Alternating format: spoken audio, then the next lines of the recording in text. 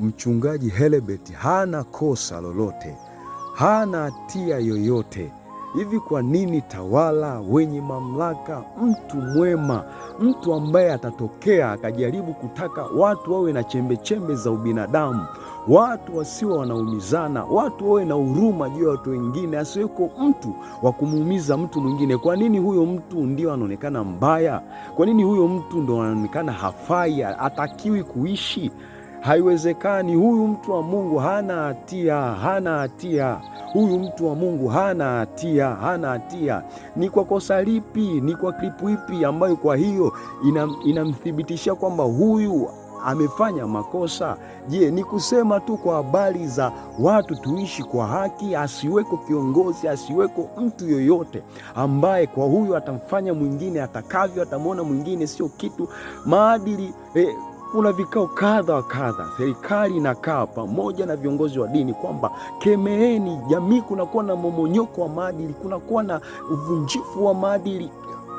Viongozi wa dini, simameni kukemea, onyeni jamii inapotea. Sasa jamii, kwani jamii sio miongoni na nyinyi? Nyinyi mmejitoa ama mko wapi? Kwa sababu watu wote ni sawasawa, sio wa kuonywa wawe tu watu wa chini. Hapana, hata nyinyi mnapokosea, hata nyinyi panapokuwa na sehemu hapajakaa sawasawa, watu wa Mungu wale wale wana namna, wana jukumu pia la kuambia pia na nyinyi kwamba katika eneo 1, 2, 3 hamjafanya sawasawa. Inapoonekana muda mwingine mumeambiwa sana, hamonyeshi kutekeleza ushauri. Watu ndio maana wanakuja kwa lugha ambayo mutaelewa. Yote ni maumivu ya watu wanavyoumia, wanapiga kelele kadha kadha, lakini hakuna mtu anaoshughulikia. Huyu mtu wa Mungu, mimi nirudie, mamlaka, huyu hana makosa, hana makosa. Kukemea kwa habari ya uovu,